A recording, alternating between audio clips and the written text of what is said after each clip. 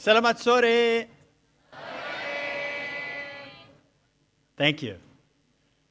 My name is Bob Blake. I'm the American ambassador here, and I want to extend a very warm welcome to all of you today to At America. This is a very special day for us, and I want to say a particularly warm welcome to many of the young people who we have here today. We have young guests from Atmajaya, Tristaka,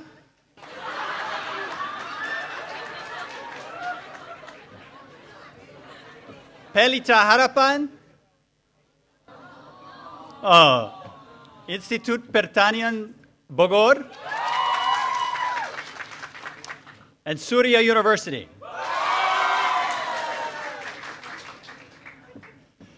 I also want to extend a very warm welcome to some of our guests who are joining us remotely here from the American corner in Untan, Kalimantan. There they are.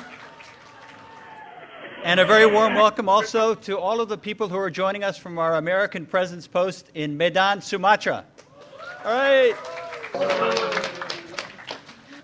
Now, many of you have heard me talk on this stage and in the press about how one of our most important priorities here is to partner with Indonesia to combat climate change.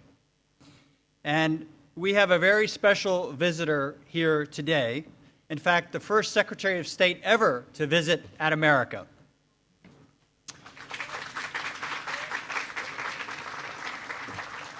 And I'm very proud because Secretary Kerry has brought great vigor to American foreign policy, but he's also brought great passion and dedication to the issue of climate change. Well before he was Secretary of State, he was talking about climate change and made it his personal priority.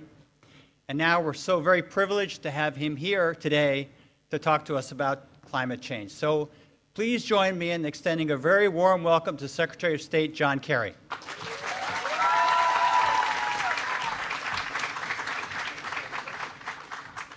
Thank you, Robert. Thank you very, very much. I don't know. I think some of you were cheering twice for the same university. I don't know. It seemed to come from the same place anyway. What a pleasure to be here at America, where we are looking at all of the air conditioning pipes running right through here. I love it. The spirit and feel of this place is very special, and it's wonderful to see our friends up here from Kalimantan and also everybody from Sumatra. Thank you very much for being with us. Can you hear me? Yeah, wave. Good. You know, do a few selfies. Everybody will. Anyway, it's really a pleasure to be here. I see a lot of iPads up in the air, so flashing away. This is special.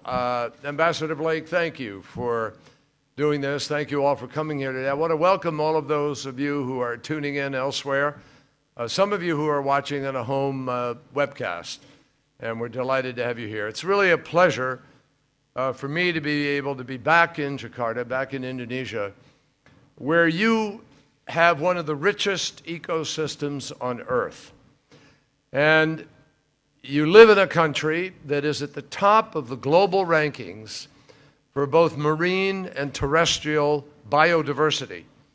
And you have a human ecosystem that includes some 300 ethnic groups speaking at least 700 languages. Extraordinary place.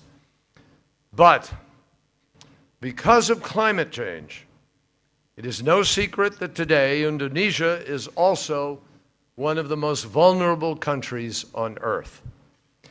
This year, as Secretary of State, I will engage in a series of discussions on the urgency of addressing climate change, particularly on the national security implications and the economic opportunities. And I want you to think about those. But I wanted to start right here in Jakarta, because this city, this country, this region is really on the front lines of climate change. It's not an exaggeration to say to you that the entire way of life that you live and love is at risk. So let's have a frank conversation about this threat and about what we, as citizens of the world, need to be able to do to address it. You know, some time ago, I traveled to another vibrant city, a city also rich with its own history, Rio de Janeiro, in Brazil.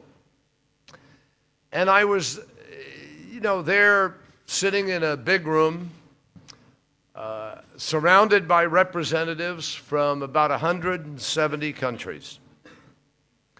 We listened as expert after expert after expert described the growing threat of climate change and what it would mean for the world if we failed to act. The Secretary General of the conference was he was an early leader on climate change, a man by the name of Maurice Strong.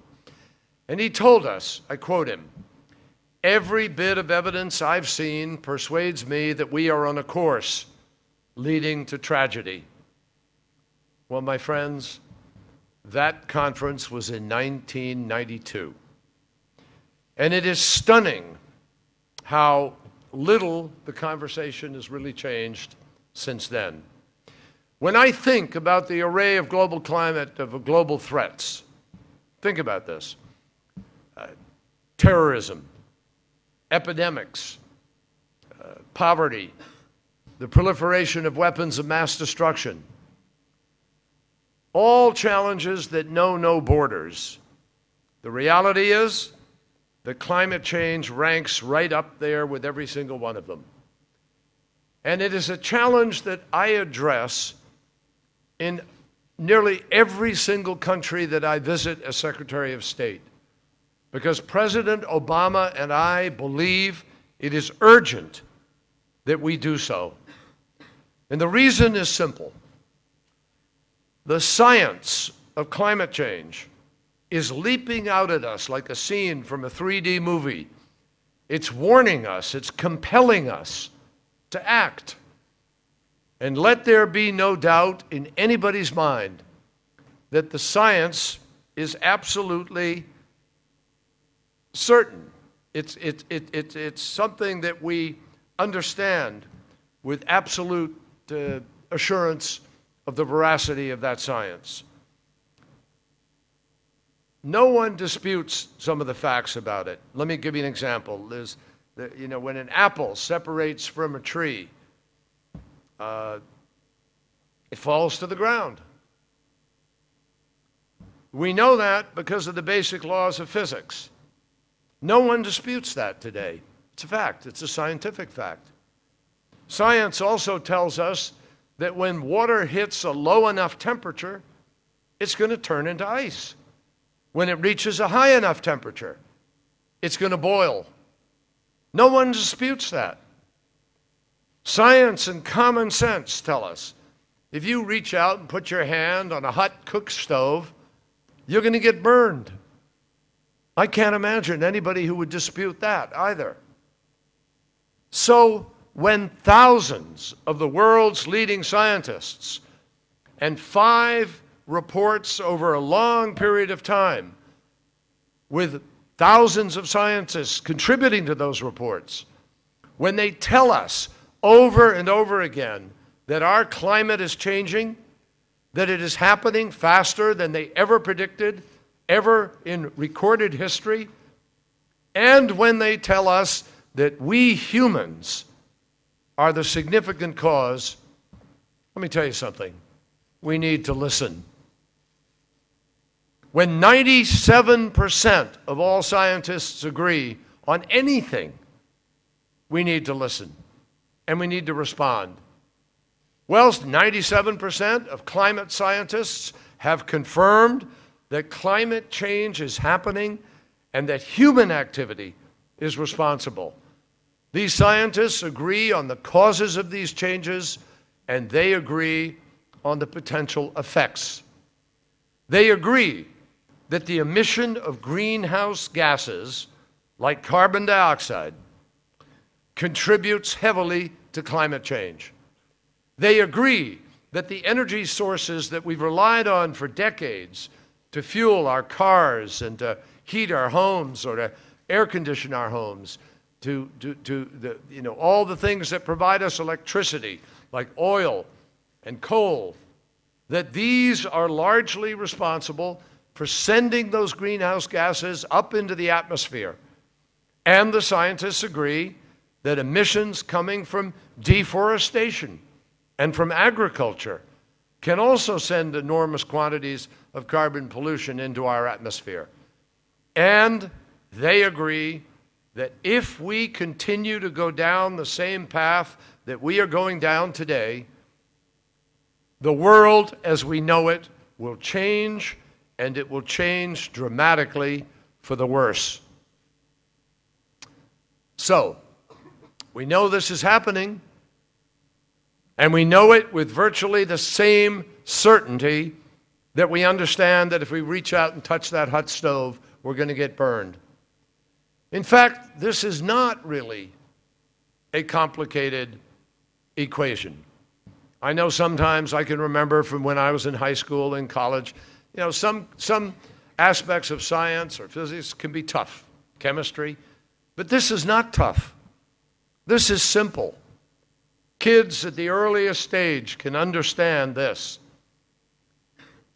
Try and picture a very thin layer of gases, quarter inch, half an inch, somewhere in that vicinity. That's how thick it is. It's in our atmosphere. It's way up there at the edge of the atmosphere. And for millions of years, literally millions of years, we know that layer has acted like a thermal blanket for the planet, trapping the sun's heat and warming the surface of the Earth to the ideal life-sustaining temperature. Average temperature of the Earth has been about 57 degrees Fahrenheit, which keeps life going. Life itself on Earth exists because of the so-called greenhouse effect. But in modern times, as human beings have emitted gases into the air that come from all the things we do, that blanket has grown thicker, and it traps more and more heat beneath it, raising the temperature of the planet. It's called the greenhouse effect because it works exactly like a greenhouse in which you grow a lot of the fruit that you eat here. This is what's causing climate change.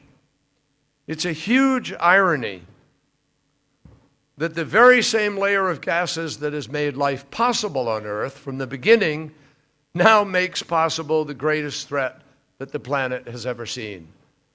And the results of our human activity are clear. If you ranked all the years in recorded history by average temperature, you'd see that 8 of the 10 hottest years have all happened within the last 10 years. Think about it this way. All 10 of the hottest years on record have actually happened since Google went online in 1998. Now that's how fast this change is happening. And because the Earth is getting hotter at such an alarming speed, glaciers in places like the Arctic are melting into the sea faster than we expected. And the sea is rising, slowly but rising, and will rise to dangerous levels. Scientists now predict that by the end of the century, the sea could rise by a full meter. Now, I know that to some people a meter may not sound like a lot, but I'll tell you this, it's enough to put half of Jakarta underwater. Just 1 meter would displace hundreds of millions of people worldwide and threaten billions of dollars in economic activity. It would put countries into jeopardy. It would put countless, come to the local level, it would put countless homes and schools and parks, entire cities at risk. Now, climate change also tragically means the end of some species. The changing sea temperature and the increasing amount of acidity. The acidity comes from coal-fired power plants and from the pollution.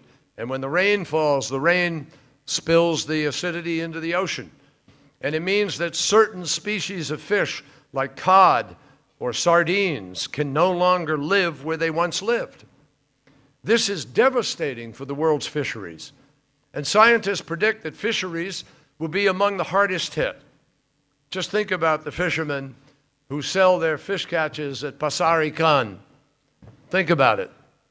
There are some studies that say that Indonesia's fisheries could actually lose up to 40% of what they currently bring in. So a fisherman who usually has about 100 fish to sell, one day would suddenly have only 60 or so for sale. The impact is obvious. Climate change also means water shortages. And if you have these enormous water shortages, then you have a change in the weather. Because of the weather patterns, you're going to wind up with droughts, the lack of water.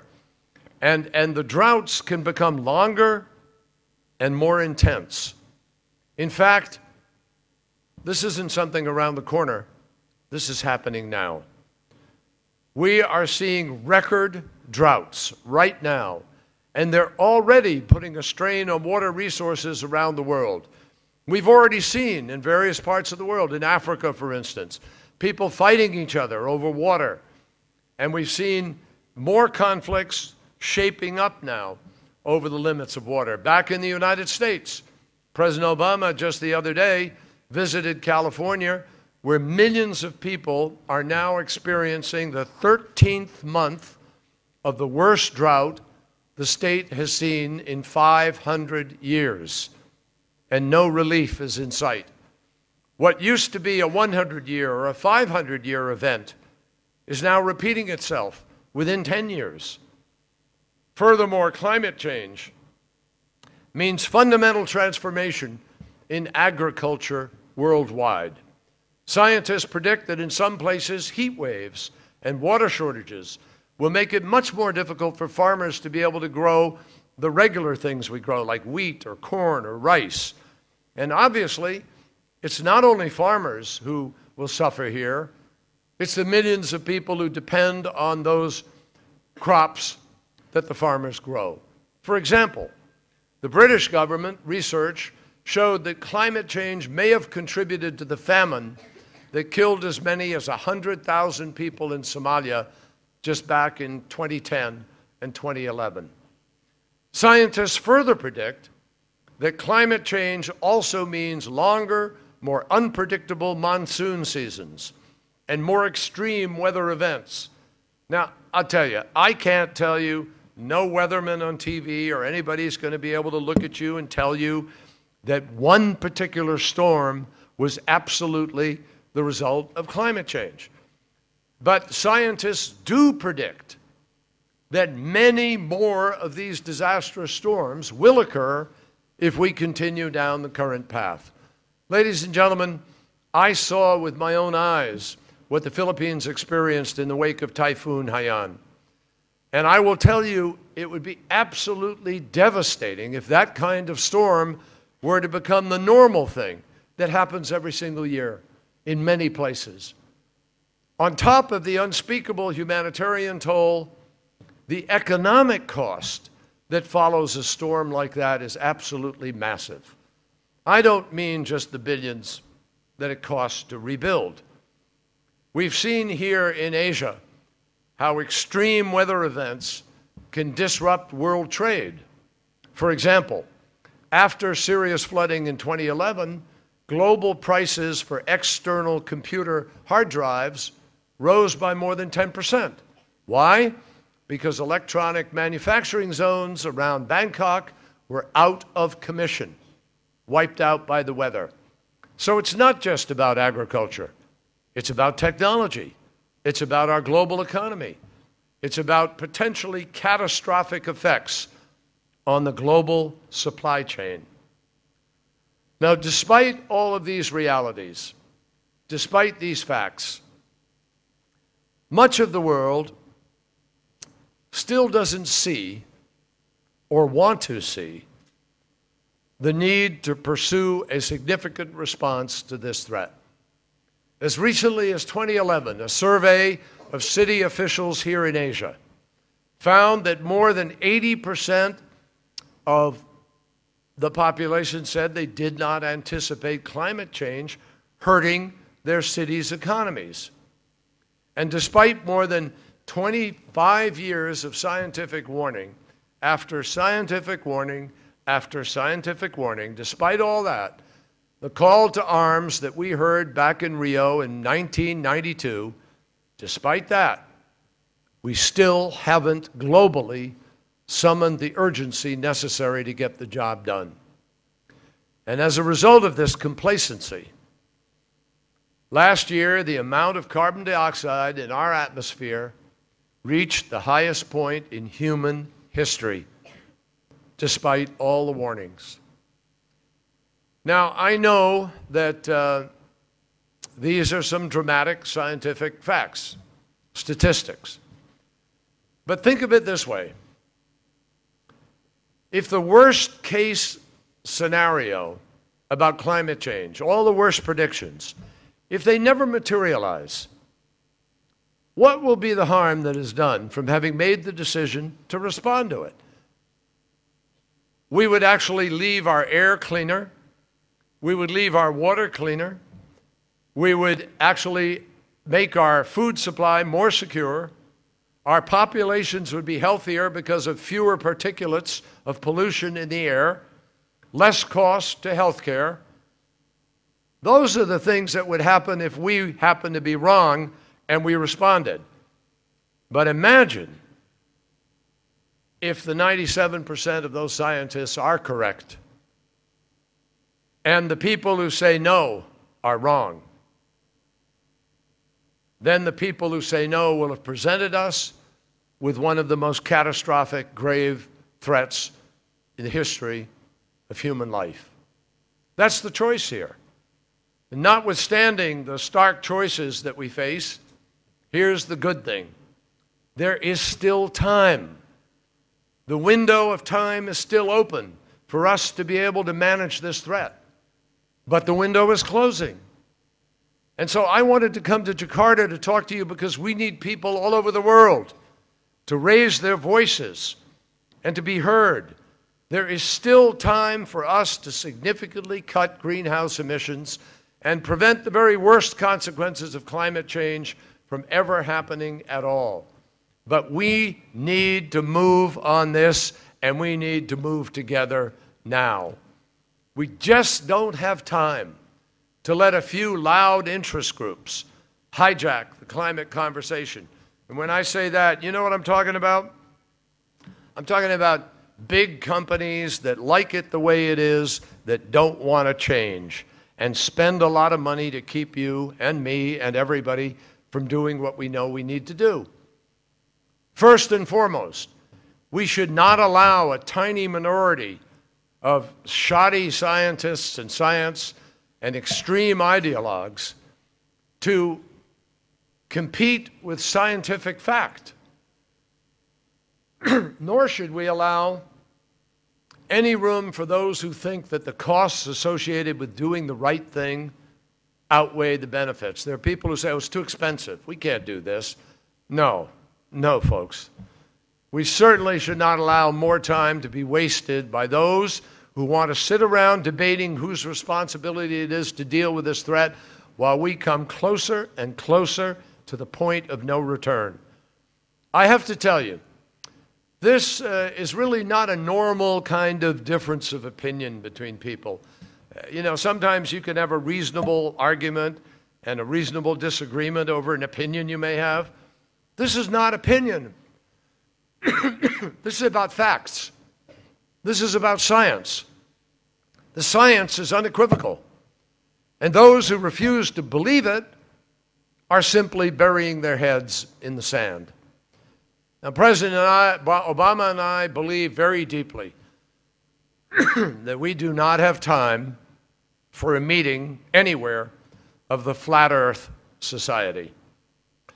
One of the arguments that we do here is that it's going to be too expensive to be able to address climate change. I have to tell you, that assertion could not be less grounded in fact.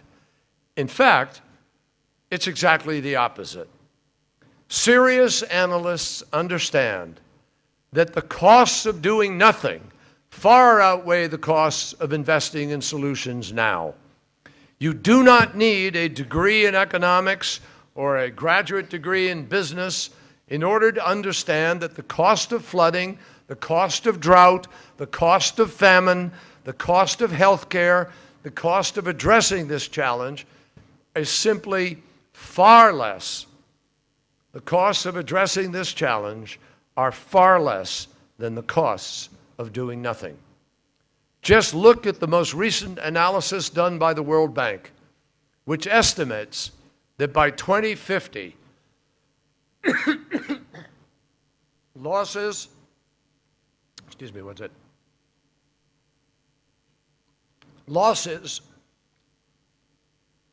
from flood damage in Asian ports, fishing ports, shipping ports, the losses in those ports alone could exceed $1 trillion annually unless we make big changes to the infrastructure of those ports. Finally, if we truly want to prevent the worst consequences of climate change from happening, we do not have time to have a debate about whose responsibility this is. The answer is pretty simple. It's everyone's responsibility. Now, certainly some countries, and I will say this very clearly, some countries, including the United States, contribute more to the problem. And therefore, we have an obligation to contribute more to the solution. I agree with that. But ultimately, every nation on earth has a responsibility to do its part if we have any hope of leaving our future generations the safe and healthy planet that they deserve.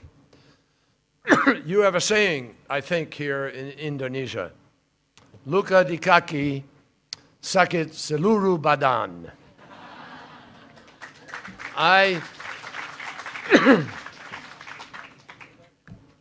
For those who don't speak as well as I do, it means when there's a pain in the foot, the whole body feels it. Well, today, in this incredibly interconnected world that we all live in, the fact is that hardship anywhere is actually felt by people everywhere. We all see it. We share it. And when a massive storm destroys a village and yet another village and then another in Southeast Asia, when crops that used to grow abundantly no longer turn a profit for farmers in South America, when entire communities are forced to relocate because of rising tides, that's happening. It's not just one country or even one region that feels the pain. In today's globalized economy, everyone feels it. And when you think about it, that connection to climate change is really no different than how we confront other global threats. Think about terrorism. We don't decide to have just one country beef up the airport security and the others relax their standards and let the bags on board without inspection. No, that clearly wouldn't make us any safer. Or think about the proliferation of weapons of mass destruction. It doesn't keep us safe if the United States secures its nuclear arsenal while other countries fail to prevent theirs from falling into the hands of terrorists. We all have to approach this challenge together, which is why altogether we are focused on Iran and its nuclear program, or focused on North Korea and its threat. The bottom line is this: it is the same thing with climate change. And in a sense, climate change can now be considered another weapon of mass destruction, perhaps even the world's most fearsome weapon of mass destruction. Now, I mentioned earlier, a few minutes ago, that last December I went to Tacloban in the Philippines, not long after Typhoon Haiyan. I have to tell you, I've seen a lot of places in war and out of war and places that have been destroyed. But in all the time in my life, I don't think I've ever seen devastation like that. We saw cars and homes and lives turned upside down, trees scattered like toothpicks all across a mountainside. And most devastating of all, so quickly, that storm stole the lives of more than 5,000 people, women and children, who never saw it coming. The fact is that climate change, if left unchecked, will wipe out many more communities from the face of this earth. And that is unacceptable under any circumstances. But it's even more unacceptable because we know what we can do and need to do in order to deal with this challenge. It is time for the world to approach this problem with the cooperation, the urgency, and the commitment that a challenge of this scale warrants. It's absolutely true that industrialized countries, yes, industrialized countries that produce most of the emissions, have a huge responsibility to be able to reduce emissions. But I'm telling you, that doesn't mean that other nations have a free pass. They don't have a right to go out and repeat the mistakes of the past. It's not enough for one country or even a few countries to reduce their emissions when other countries continue to fill the atmosphere with carbon pollution as they see fit. At the end of the day, emissions coming from anywhere in the world threaten the future of people everywhere in the world, because those emissions go up and then they move with the wind and they drop with the rain and the weather, and they keep going around and around, and they threaten all of us. Now, as I've already acknowledged, I am the first one to recognize the responsibility that the United States has, because we have contributed to this problem. We're the number 2 emitter of greenhouse gas emissions. The number 1 is now China. The fact is that I recognize the responsibility that we have to erase the bad habits that we have, which we adopted, frankly, before we understood the consequences. Nobody set out to make this happen. This is the consequence of the Industrial Revolution and the transformation of the world, and many of the advances that we've made that have changed the world for the better came from these steps. But now we do know the attendant consequences that are linked to these actions. President Obama has taken the moral challenge head on. Over the past 5 years, the United States has done more to reduce the threat of climate change domestically and with the help of our international partners than in the 20 years before President Obama came to office. Thanks to President Obama's Climate Action Plan, the United States is well on our way to meeting the international commitments to seriously cut our greenhouse gas emissions by 2020, and that's because we are going straight to the largest sources of pollution.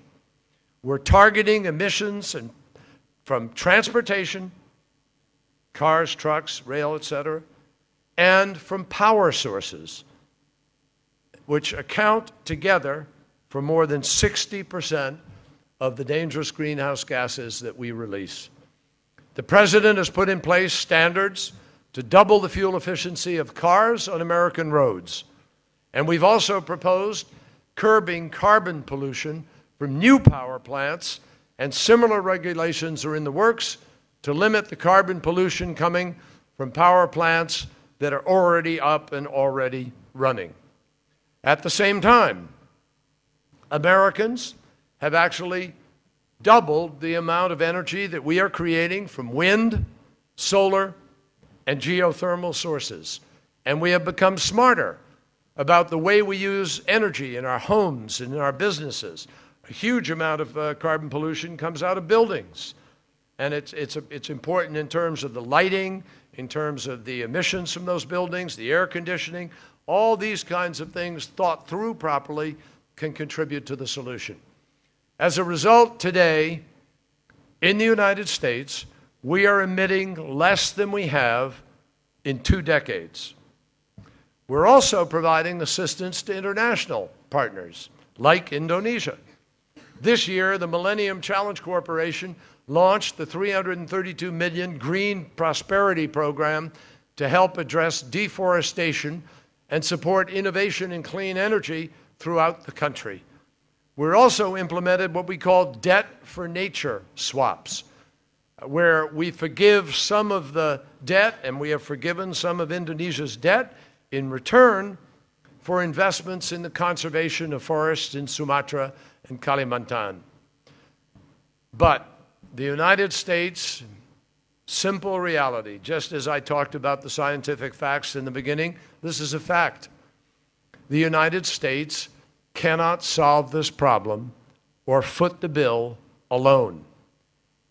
Even if every single American got on a bicycle tomorrow and carpool, or carpool to school instead of buses, or riding in individual cars or driving, or rode their bike to work, or used only solar panels in order to power their homes, if every American planted a dozen trees, if we eliminated all of our domestic greenhouse gas emissions, guess what?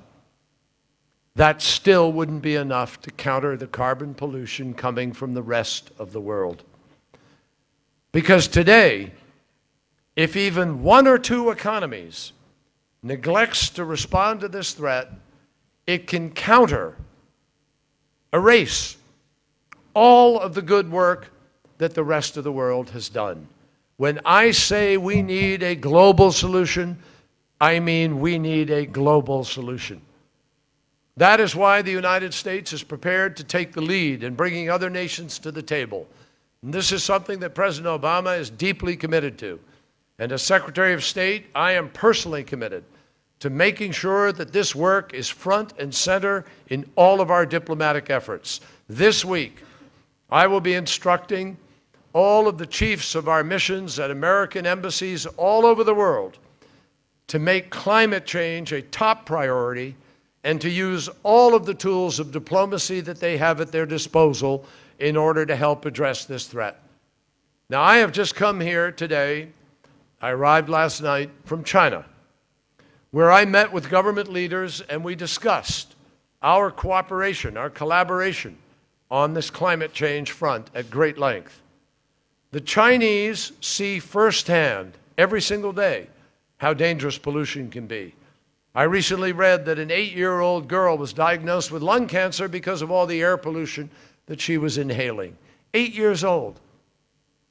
And the devastating human toll of pollution, it comes with a very hefty price tag.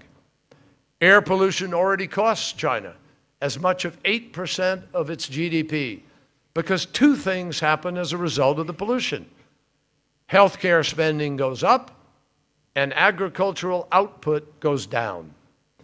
Now, I am pleased to tell you that the leaders of China agree that it is time to pursue a cleaner path forward. And China is taking steps. And we have already taken significant steps together through the U.S.-China Climate Change Working Group that we launched in Beijing last year. Just yesterday, we announced a new agreement on an enhanced policy of dialogue that includes the sharing of information and policies so that we can help develop plans to deal with the UN climate change negotiation that takes place in Paris next year, in planning for the post-2020 limit to greenhouse gas emissions. These plans are a key input into UN negotiations to develop a new global climate agreement. And we have hopes that this unique partnership between China and the United States can help set an example for global leadership and global seriousness. Now, make no mistake, this is real progress. The U.S. and China are the world's two largest economies.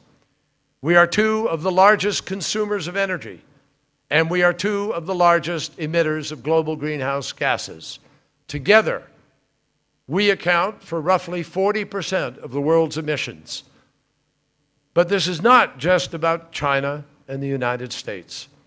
It's about every country on Earth doing whatever it can to pursue cleaner and healthier energy sources. And it's about all of us literally treating the pain in the foot so the whole body hurts a little less. Now, this is going to require us to continue the UN negotiations and ultimately finalize an ambitious global agreement in Paris next year.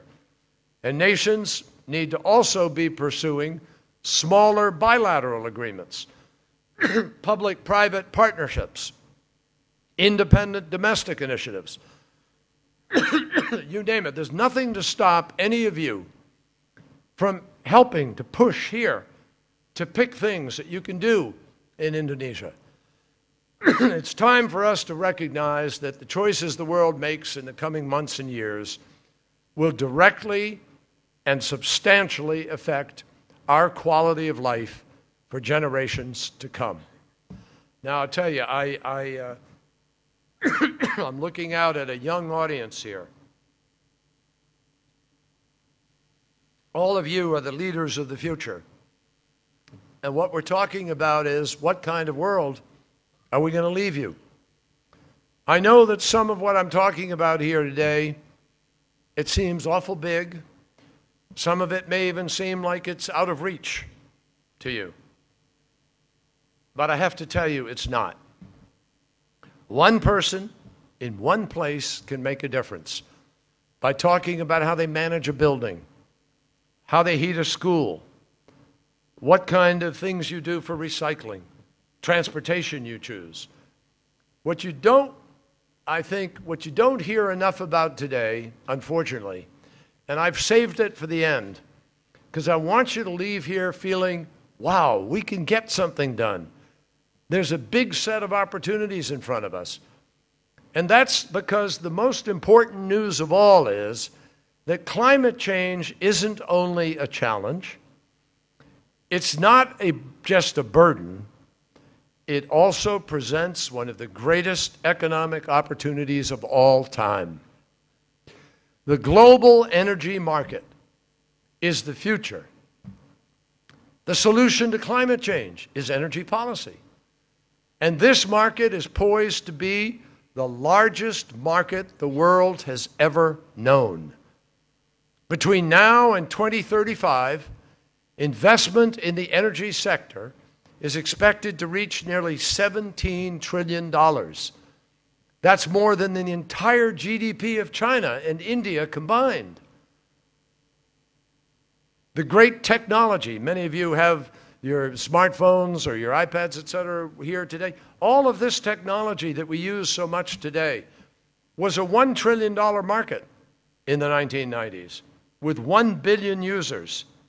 The energy market is a $6 trillion market with today 6 billion users. And it's going to grow to maybe 9 billion users over the course of the next 20, 30, 40 years. The solution to climate change is as clear as the problem.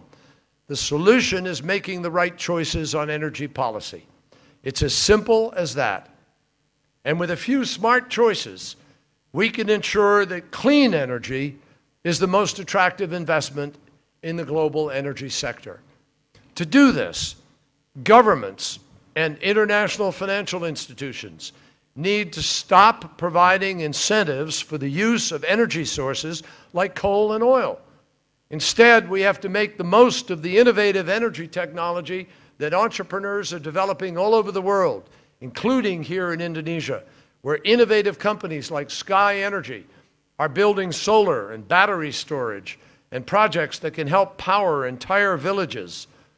And we have to invest in new technology that will help us bring renewable energy sources like solar and wind and hydropower, not only to communities where those resources are abundant, but to every community and to every country on every continent.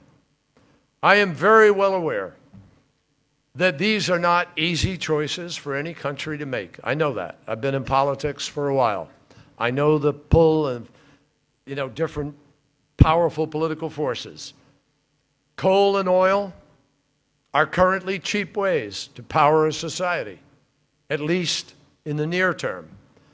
But I urge governments to measure the full cost of that coal and that oil, measure the impacts of what will happen as we go down the road. You cannot simply factor in the immediate costs of energy needs. You have to factor in the long-term cost of carbon pollution. And they have to factor in the cost of survival. And if they do, then governments will find that the cost of pursuing clean energy now is far cheaper than paying for the consequences of climate change later. Make no mistake, the technology is out there. None of this is beyond our capacity. I am absolutely confident that if we choose to, we will meet this challenge. Remember, we're the ones, we, all of us in the world, helped to discover things like penicillin, and we eradicated smallpox, and we found a way to light up the night all around the world with a flip of a switch and spread that technology to more than three-quarters of the world's population. We came up with a way for people to fly and move from one place to another in the air, between cities and across oceans and into outer space.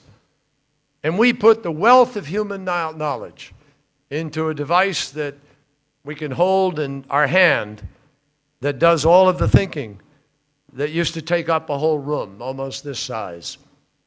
Human ingenuity has long proven its ability to solve seemingly insurmountable challenges. It is not a lack of ability that is a problem. It is a lack of political resolve that is standing in our way.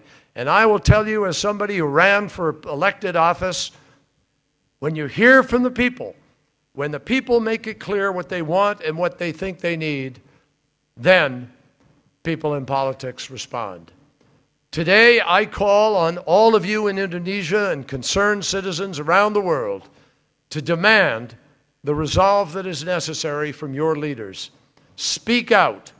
Make climate change an issue that no public official can ignore for another day. Make a transition towards clean energy the only plan that you are willing to accept. And if we come together now, we can not only meet the challenge, we can create jobs and economic growth in every corner of the globe. We can clean up the air. We can improve the health of people. We can have greater security. We can make our neighborhoods healthier places to live. We can help ensure that farmers and fishers can still make a sustainable living and feed our communities. And we can avoid disputes and even entire wars over oil, water, and other limited resources. We can make good on the moral responsibility we all have to leave future generations with a planet that is clean and healthy and sustainable for the future. The United States is ready to work with you in this endeavor, with Indonesia and the rest of the world pulling in the same direction. We can meet this challenge, the greatest challenge of our generation, and we can create the future that everybody dreams of. Thank you all very much for letting me be with you. Thank you.